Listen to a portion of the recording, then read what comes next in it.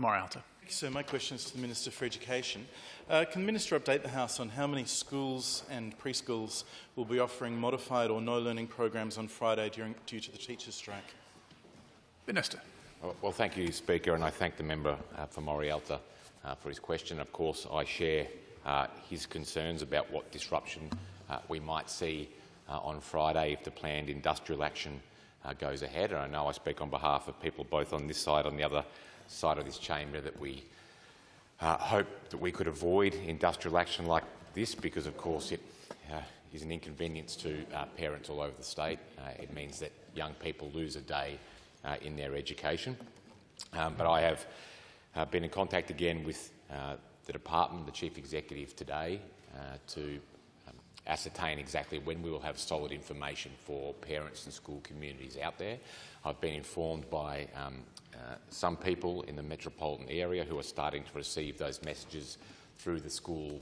and the app that they use to communicate with the parent body around what teacher numbers might look like at the preschool or the primary or the secondary school in question, and what kind of program will be run on Friday as a result of that. The commitment that the Chief Executive and I have made over the last 48 hours is that regardless of what the outcome in terms of the number of teachers who will be striking on Friday, should it go ahead, is that if parents need to send their children to preschool, primary school or high school because they have no other care arrangements available to them, then we will not turn anybody away. It may be that it is a reduced program, more akin to an out-of-hours care or vacation care program that is being run there, so less of a normal school day and more of a day where it is care for the kids. But regardless of that, and regardless of what we learn in the next 24 hours when we have more specific data from each individual sites, we will not turn people away on Friday to make sure that they are accommodated in terms of their work commitments as best as they can be. The other commitment I can tell the member for Morialta that I have given and the Chief Executive of the department has given, Mr Speaker, is that we hope that that communication can be complete with school communities by tomorrow, most likely tomorrow afternoon, as all the information we need from staff around who will be striking and where flows into the department, so we can make an assessment of what the numbers are at each individual site and whether we can offer a full school program or whether it will be an out-of-hours type program. Of course, the complexity around this, Mr Speaker, and I know the member for Morialta understands this, is that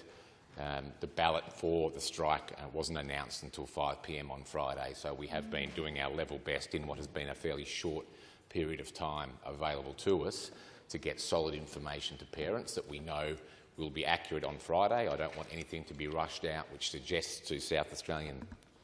families that there will be something available for them at their child's site and then on Friday we can't deliver it. So I'm confident that what we do deliver by way of a message to those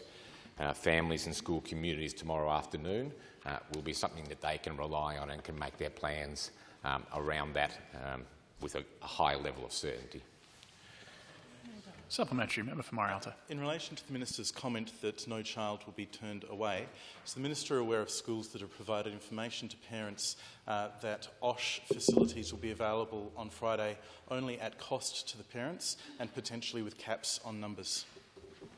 Minister. I thank the member for Morialta for the question. No, I am not, but if you have any information like that, I would very much like to see that. That hasn't been provided to me yet, and that is not the information or assurances that have been provided to the South Australian community by me or by the Chief Executive either. Of course, it is our ambition, under what are difficult circumstances for us, given the short period of time that we have been left with here to make other plans, that we can offer a no-cost solution. It may not be a full school program, although I am aware already of a couple of school communities that have been told that they will not be impacted and that will be running a full school program on Friday. But I'm not aware of any sites that have said that if it is OSH, it will not be provided free of cost and that a payment needs to be made. So I'd be very keen to receive any information from members of this place that might pertain to the point the member for Morialta is making, and talk to the department about what we can do to make sure there is no cost barrier